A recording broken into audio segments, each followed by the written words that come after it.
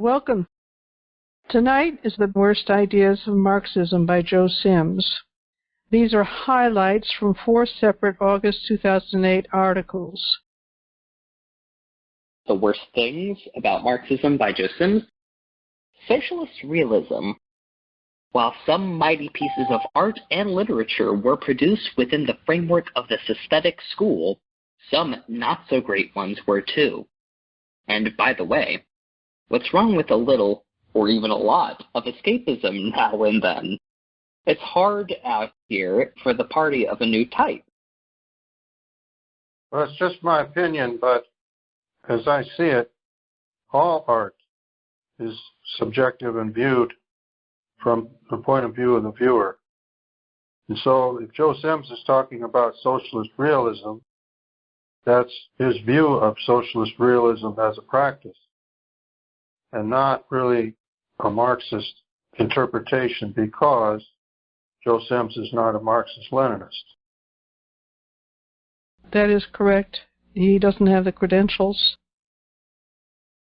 When he says bad, because we're talking about Joe Sims, who's not a Marxist-Leninist, who's a pretender, is it possible that what he means is bad?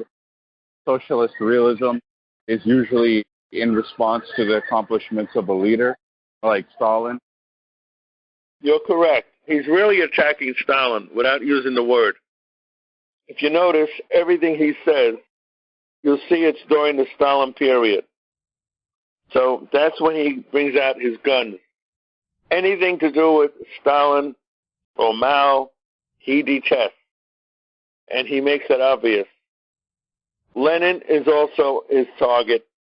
But anything to do with Stalin, with his socialist construction, socialist realism, in the arts, in the sciences, anything, he's anti-Stalin. So he's looking at everything through those glasses.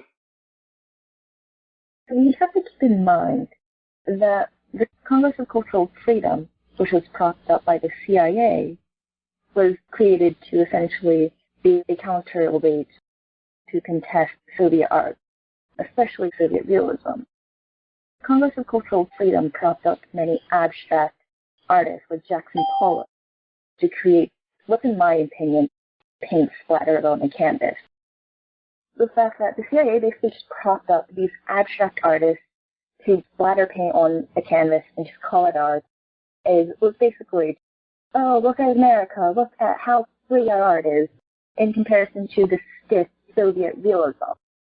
It's the way to slander the Soviet Union without directly slandering it. I want to point out, after the Stalin period, in the Khrushchev period and on, you can see it primarily in the architecture as well as the art style. They actually got away from socialist realism. Even during the Stalin period, they allowed for a mix of different styles within their architecture, but overall it's that socialist realism fixation, but tailored to the conditions of the locale. So there would be, in Poland, for example, there was a city called Nowa Huta that was the subject of incredible city planning that I highly recommend everyone look up.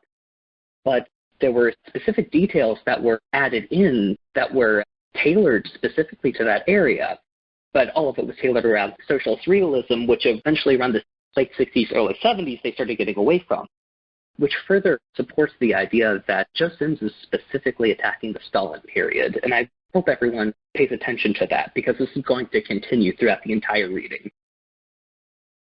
Continue on with the next one. The class struggle intensifies under socialism.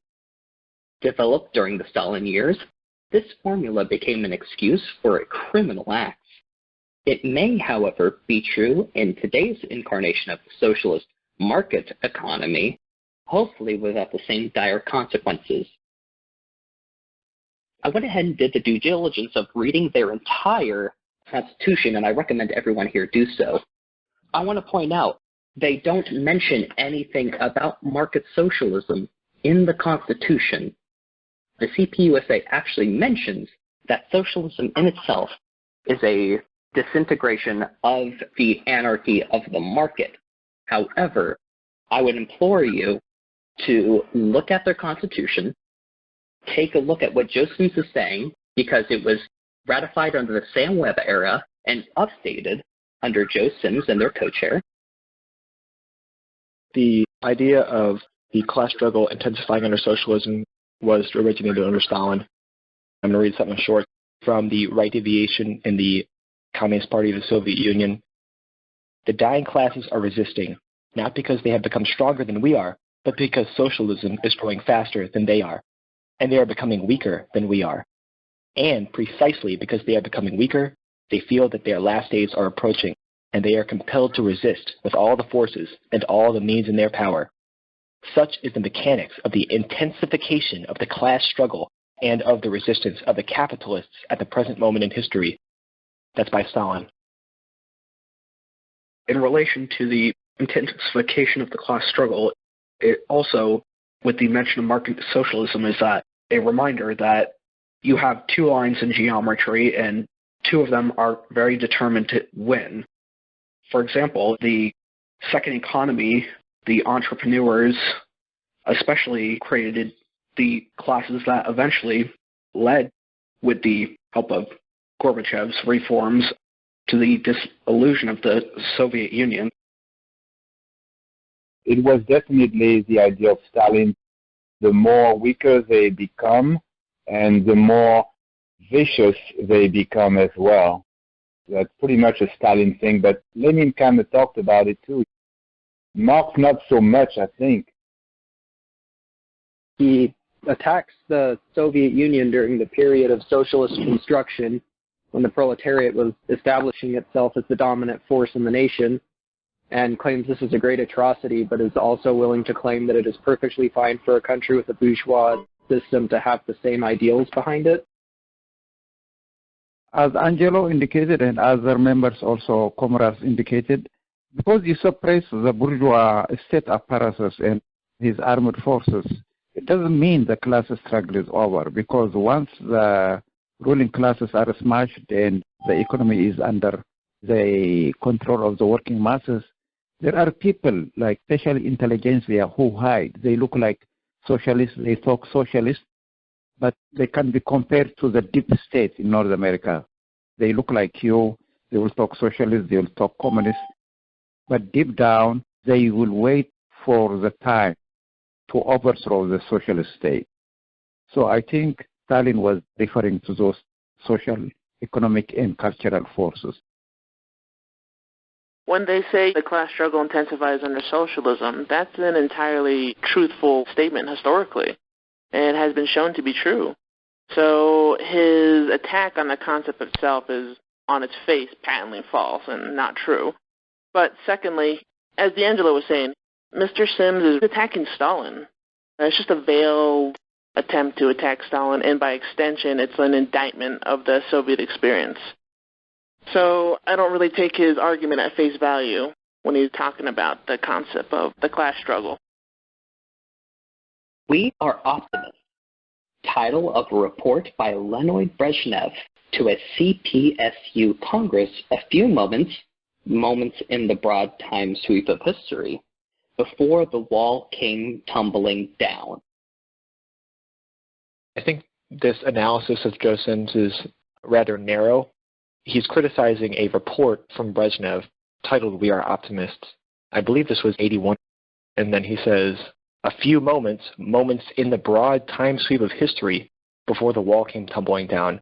Somehow I think he's trying to tie this speech from Brezhnev in the early 80s, before Perestroika, before Gorbachev, to the wall tumbling down in Berlin. It doesn't even make any logical sense, let alone any historical sense. And if, in the same way that he says, oh, these are the worst things of Marxism, we are optimists is one of the worst things about Marxism, I guess my question is, how are you going to be a Marxist and then be a perpetual pessimist? It doesn't even make any sense. The whole point is that socialism is an advancement of human society. It's taking human civilization from one period in history and advancing them to another stage in human history, advancing productive relations, advancing productive forces. And when you have somebody like Joe Sims saying being optimistic is one of the top 10 worst things of Marxism, I think it just goes to show the undialectical nature of this individual and how they're not really thinking hard about these kinds of things. Rather, they're trying to formulate a BuzzFeed article over the topic of Marxism. Personally, I think it's embarrassing. One has to know Joe Sims to understand where he's coming from. He is a tired, extremely tired, bored old man who's been doing this for too long. His heart is not into it. 30 years ago, his heart wasn't into it, let alone now. After 91, when everybody became depressed, when the leaders of the CPUSA, like Roberta Wood, quote unquote, thank God we don't have that hammer and sickle around our neck anymore. It was an albatross. That's a quote from Roberta Wood. It was an albatross. She said that at a Central Committee meeting. They're all been there too long. They're tired. They have no passion for this ideology anymore. None. Zero. Unlike our party, which says passion for our ideology and compassion for our comrades, Joe Sims has neither. Toward Soviet America. Title of a book by William Z. Foster. That's really a bad title. Bill Foster, what were you thinking? I think William Z. Foster was thinking of things far more revolutionary and ideologically than Joe Sims. And I think that Joe Sims shows his ass here and how small of a person he is. He criticizes the word Soviet, and that just means council, and that's democracy. So this guy's anti-democratic and anti-socialist, but he's the head of a communist party. That doesn't make any sense to me. Using that word Soviet, I think it's a perfectly rational thing for us to aim for. And it harkens back to a poem by Langston Hughes, put one more S in the USA to make it Soviet. And that's a particularly powerful poem. It talks about the farmers owning the land. Like the comrade said earlier, Soviet only means council. To discount that is to discount the whole working class movement altogether. Joe Sims is a laundry list of complaints, is all it is. It doesn't hold any water. Democratic centralism. Isn't it interesting that those who advocate democratic centralism most practice it least? Which is not to say it's practical much or at all anywhere by anyone in the U.S. How about substituting it all for one, one for all? That's the spirit. P.S. This concept, like many others, will have to be examined in relation to the theoretical implications posed by the Internet, where lateral and horizontal structures via social networks gain increasing prominence. Stay tuned for a new article on the party of a new type and the Internet. It may make the concept more dynamic or render it irrelevant. Let's see. There is a lot to unpack here, definitely. Horizontal structures existed before the Internet, and the implication that the Internet in any way renders democratic centralism obsolete is ridiculous. It's called anarchism. It's been attempted multiple times. The Internet doesn't change anything there. And I think that the second to last sentence, where he says that it may render it irrelevant, exposes his true intentions. I feel like this is the section where we can confidently say that he may as well be an op if he's not already on federal payroll. Democratic centralism is one of the most fundamental parts of Marxist-Leninist theory. And trying to destroy it like he is abhorrent, especially from the position of a leader of a communist party. Regarding Sims's attack on democratic centralism, it seems to me that the lack of party discipline is precisely the problem facing the American Social Democrats in their entryism efforts within the Democratic Party. Because with no centralism, individualistic incentives draw politicians away from the work of advancing the interests of the working class. This is more humorous than anything else. When I'm listening to Mr. Sims suggesting that we change the name of democratic centralism to all for one, one for all, I find it rather amusing, and I probably would like to remind Mr. Sims that we're the Communist Party, not the Three Musketeers. be anti-democratic centralism is to be anti-Marxist-Leninist. You have Cuba, China, the DPRK. They all still practice democratic centralism.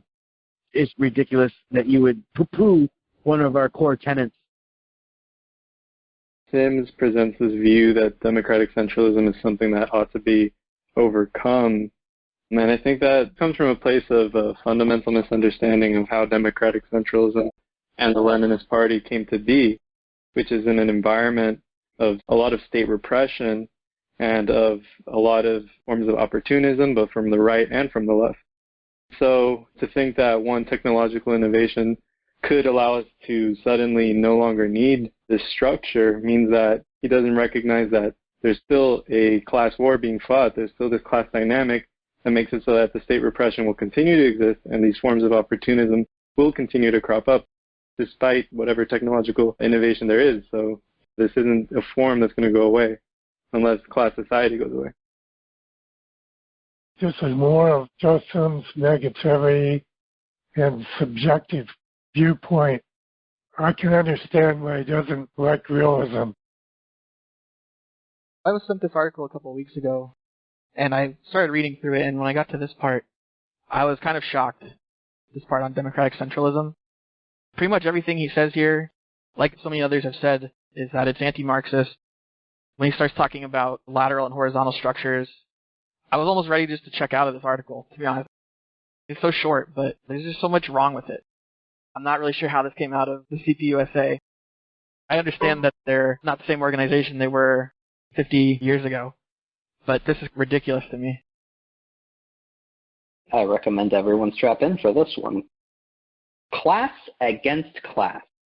The policy advocated by Zinoviev et al. In the famous third period of the Comintern, advocating direct battle with capital with no allies or middle ground. He's got everything wrong. This guy has nothing right. Don't ever go to Atlantic City to gamble with this guy because you'll lose your pants. This guy has gotten everything wrong. Everything. What he's really saying, he doesn't agree with the class struggle. That's what he's saying. Class against class is a class struggle. So that's what he's saying. This guy should not even be in the Boy Scouts. Let's be clear about it. He knows nothing from nothing. He heard things along the way, and he's spouting them. And this is the best guy that the CPUSA puts as their leader? Give me a break. I think people are critically thinking about this. They're thinking about why the CPUSA is the organization that it is today and why we're on this phone call. I want to remind people that political affairs has a rich history from 1945 all the way to the present, as well as the CPUSA has had a rich history. People like Wayne Z. Foster, people like James Ford, people like John Reed, Henry Winston, William L. Patterson, Claudia Jones, Jack Kling, W.E.B. Du Bois, the list goes on and on. The importance of us carrying the torch, carrying the crimson flag, carrying the banner. It's important to understand that the same organization that gave us Bill Foster, that gave us all those people I mentioned, is now led by Joe Sims, the person that we've meticulously going through and looking at their analysis, not on a blog post, not on a tweet. This is from Political Affairs. This is the ideological magazine of the Communist Party, and it's had different iterations and different titles. It started in 1911. It was called The Masses, but it's basically been the same publication.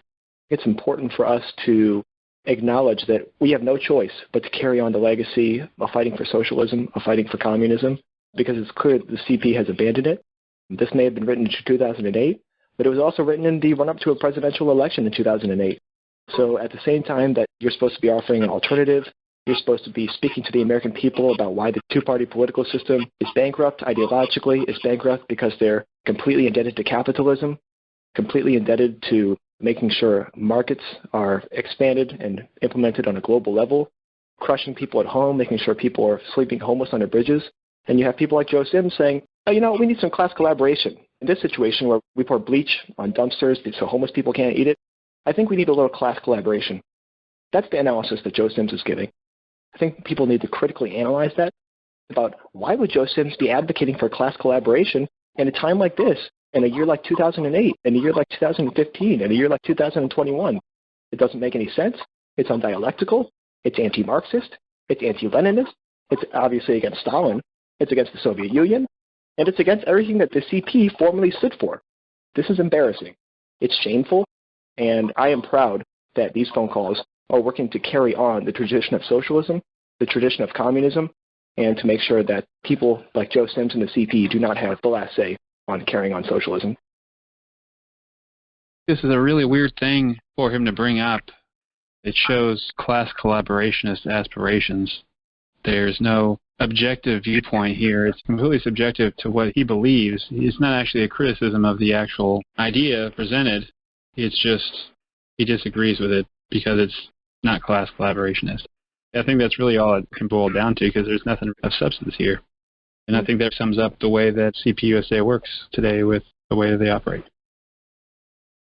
I think this idea that Joe Sims loves critiquing so much really exposes him as a revisionist, being against class struggle. What kind of a communist are you? Go join the Democrats. Quit calling yourself a communist if you believe in class collaborationism. It's that simple. So the class versus class slogan of the 20s, it was the idea that you don't talk to the leaders of the Socialist Party, Social Democratic Reformist parties, because they were class traitors, and look what they did to the communists in 1919. They actually got some killed. But then when Hitler came in 1933, it was a change of policy for the communist parties in the world to talk to the leaders of those parties, the Social Democratic Party, because we had to beat the main danger. So they put a little bit of water in the wine, if you will, but it still don't change the class struggle. It's just you had to beat Hitler or else be killed. So that was the idea of the Popular Front. And of course it worked. The old communist parties have capitulated the position that the corporations, given time and struggle, will become socialist. What can be more degenerate than that? We have to avoid those people. They are totally liquidationists. Those are not socialists. And my conclusion is that they have really joined the international imperialist class of bankers and millionaires. I'm really glad you brought up class collaboration, because you'll find on page 51 of their Constitution, again, ratified in 2005 under Sam Webb and edited in 2015 under Joe Sims and their co-chair, you will find that they actually describe the broadest front against monopoly capital, and it highly implies class collaborationism between the working class and the petty bourgeois. I highly recommend that everyone else read it. I don't want to make broad assumptions, but considering everything that Joe Sims has implied throughout the entire reading, I highly recommend that everyone reread their Constitution. He has had a direct hand in what their Constitution is, and it only strengthens our position. We're talking about what he wrote in 2008, which you just mentioned was something that was 2015. So we can jump to 2015 and assume at least at that point in time they are still on the same subject, and these sections are quite relevant. Socialism in one country. Stalin's slogan aimed at securing national and international support for the attempt to construct socialism in the USSR after the revolutionary wave at the end of World War I was in part suppressed or failed to materialize. As it turned out, socialism in one country was neither socialist nor in one country. The USSR was composed of many countries with different levels of economic and social development. Again, going off the theme that we've been talking about, Joe Sims having some sort of a weird obsession with trying to discredit Stalin in a backhanded way. There's no point on here where he says Stalin is one of the worst things about Marxism or Marxism-Leninism, but he has no problem saying that a bunch of Stalin's contributions are some of the worst things. With socialism in one country, we have to understand that Marx, thinking that revolution would come from the most industrialized what we would consider Western countries. Stalin's understanding of socialism in one country adapted that to the situation of the Soviet Union. And we have to understand that the primary alternative to socialism in one country was Trotsky's idea of permanent revolution. And so, in a way, Joe Sims is actually taking a back alley to Trotskyism without actually openly endorsing Trotskyism, but through the lens of trying to discredit Stalin without actually having one of his worst things about Marxism just be Stalin. If he was so anti-Stalin, it should be very easy to say that Stalin was one of the worst things about Marxism. But he's actually not intellectually honest enough to do that. So he has to say that Stalin's contributions were the worst things about Marxism. It's embarrassing. To even give him less credit, because at least on paper, as much as I may not like Trotskyism, they usually at least don't advocate class collaboration. So he's an even less principled Trotskyite. Yeah, I guess I just wanted to reiterate the Trotsky points here. That's what I saw from this quote, especially saying that the Soviet Union wasn't socialist. These are typical Trotskyite talking points. Maybe Joe Sims is a closet Trotskyist or something like that. It's ridiculous. Honestly, the whole thing is ridiculous. This is the last of the worst things about Marxism by Joe Sims. Forward, ever. Backward, never. Slogan advocated by the heroic New Jewel movement of Grenada before the tragic events there. Comrades, you cannot keep marching forward forever. For one, your feet will get tired, and Dr. Souls won't help. Inspiring but ultimately wrong, wrong, wrong. Even slogans must have a scientific foundation. I hope that after reading all these things collectively and getting everybody's input on how ridiculous the leader of the alleged Communist Party USA stands, I think that we need to put together some kind of a polemic so that comrades around the world don't confuse our party with that other party. And we have to make it clear why. Because we are a fighting working class party. We're not class collaborationists in any way. The best example that I know of is that we stand and fight with the WFTU, the World Federation of Trade Unions, and that's an example of class-oriented class struggle. That's something that Joe Sims and the rest of those people do not understand at all. I think we need to make it clear to the world the difference. It sounds defeatist to say that we can't just keep going forward because we get tired. It would be hard to continually go forward alone, but that's why we do it together as a collective, and we march forward with strength. I think this point Joe is trying to make here, I don't think it even really takes a whole lot of thought to see how ridiculous it is.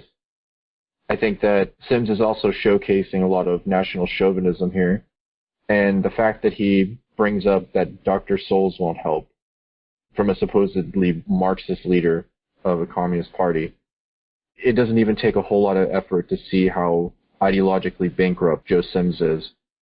And looking at political affairs, he also put out another article in which he says that his views don't necessarily reflect that of the Communist Party as a whole.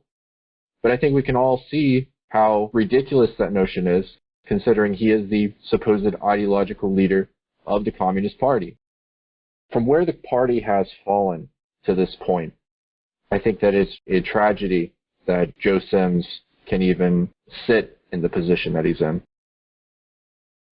Nothing goes out from that party without it being vetted by others in the party. Do you want to expound on that?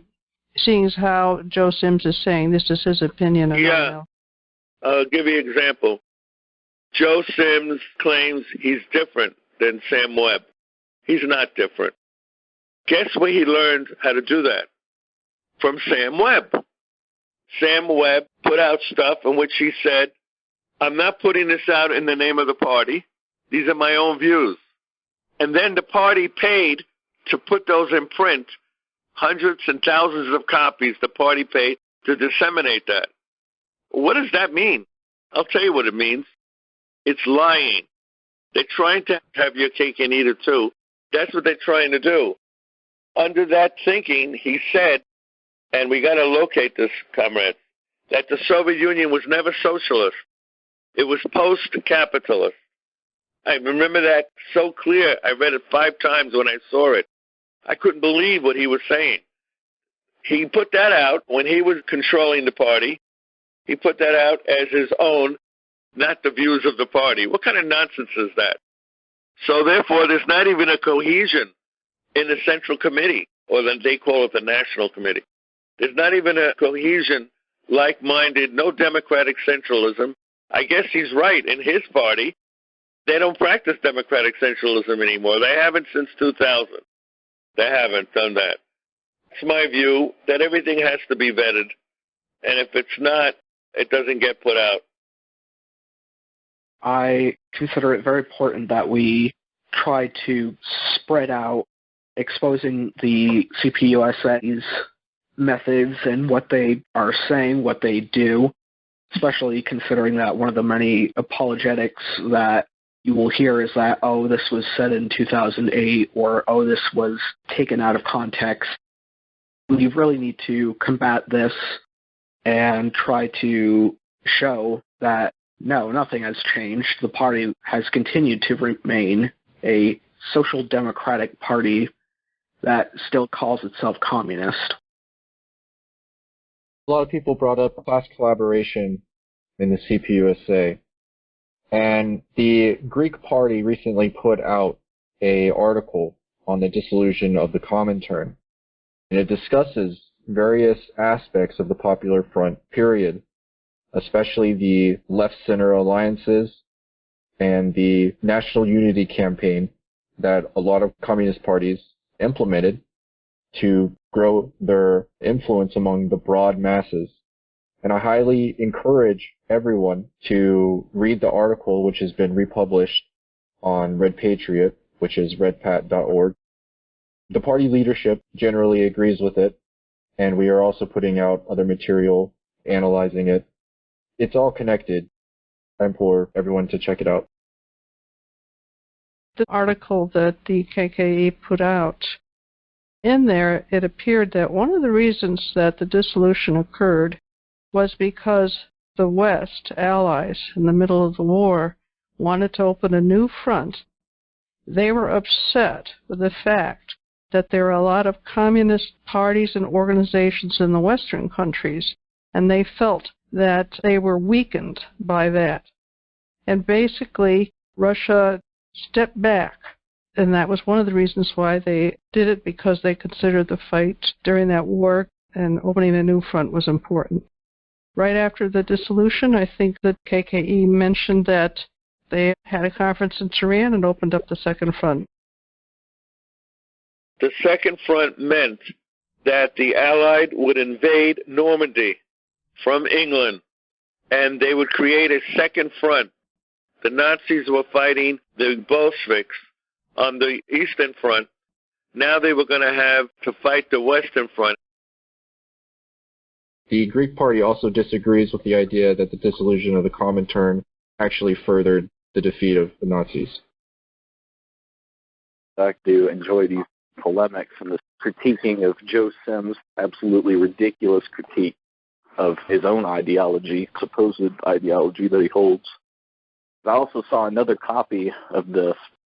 It included things like organic intellectual that Joe Sims critiqued. He said that was a bad idea by Antonio Gramsci.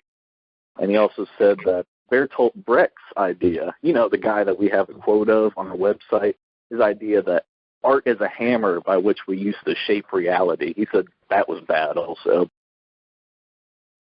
Coming from Eritrea and having some knowledge about the national liberation movement, which are also anti-imperialist and progressive, and they also have long-term aspirations for socialist reconstruction in their countries. One of them is Eritrea. The other one is Angola, Mozambique, Guinea-Bissau.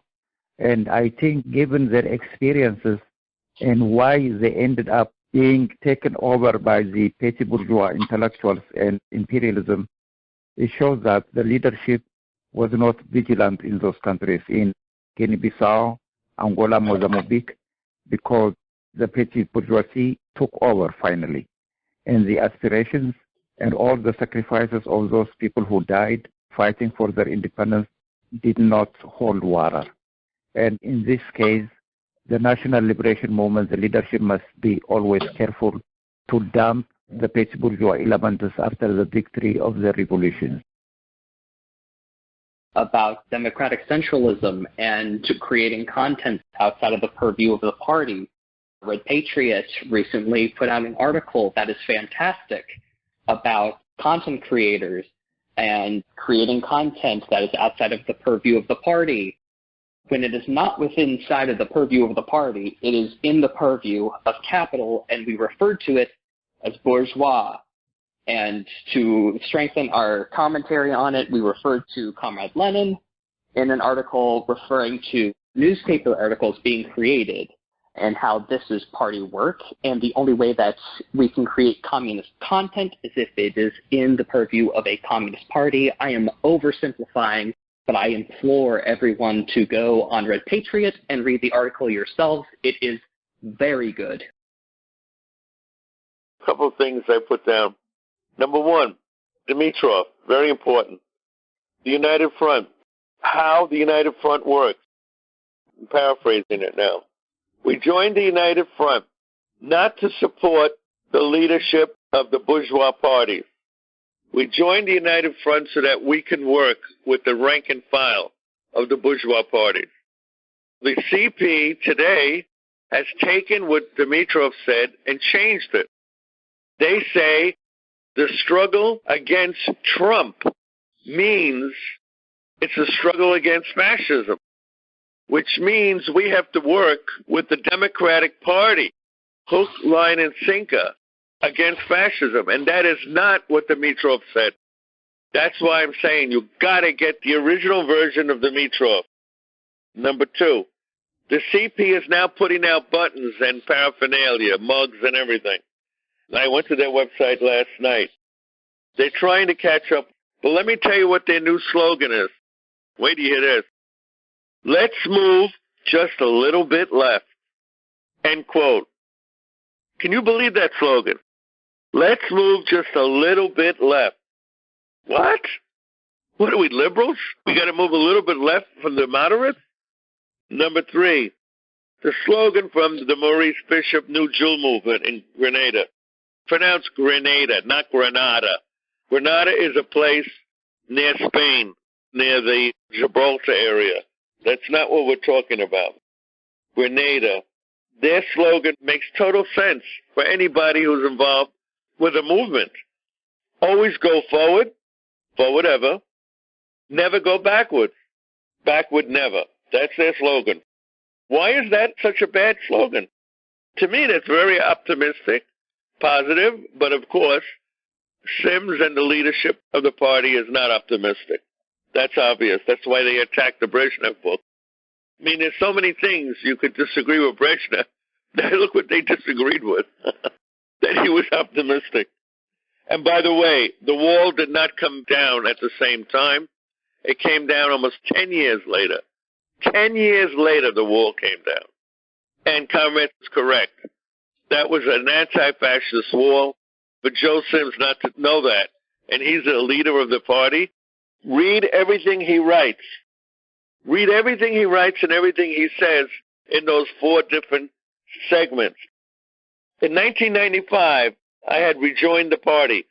They got rid of the people in 1991, the Gorbachev people, Angela Davis, James Jackson, Danny Rubin, Herbert Aptheker, all these so-called leaders left the party, and they walked across the street, and they formed a new group called the Committees of Correspondence. One of them was Danny Rubin. In 1995, they asked Danny Rubin to come back again. This is a COC person who was anti-Gus Hall, anti-Soviet. They said, come back into the leadership. Don't just join. I mean, they wouldn't allow Earl Browder to rejoin as an average person. They welcomed back Danny Rubin and James Jackson, these renegades. They welcomed them back into the leadership. And the reason why I'm bringing this up is because I had asked to get involved with the Jewish Commission. And this is what Danny Rubin said. He knew me. Angelo is a Stalinist. That was his reasoning. Angelo is a Stalinist. At the same token, he was saying that political affairs was welcoming Trotskyites. Not only that, at their convention that Comrade went to, their last convention, the CP, he says that there was a big photo of Trotsky there. I said, are you sure? He said, yes, I know what I'm talking about. So they've been soft on Trotsky for God knows how long, but they're still anti-Stalin. I want to end the class with that. I hope people learn something. I hope you use tonight's information to deal with polemics on the internet and in your life when you come in contact with people who are either in the CP now or young people are joining the CP. It is the worst group in the left, in my opinion, because the leadership is lying to the membership. And that's all I want to say. Thank you very much for joining us tonight. Good night. Thank you for listening to this full-length class from the People's School for Marxist-Leninist Studies. Support us at newoutlookpublishers.net, join us on Discord, follow us on Twitter, and visit peopleschool.org to sign up for free classes.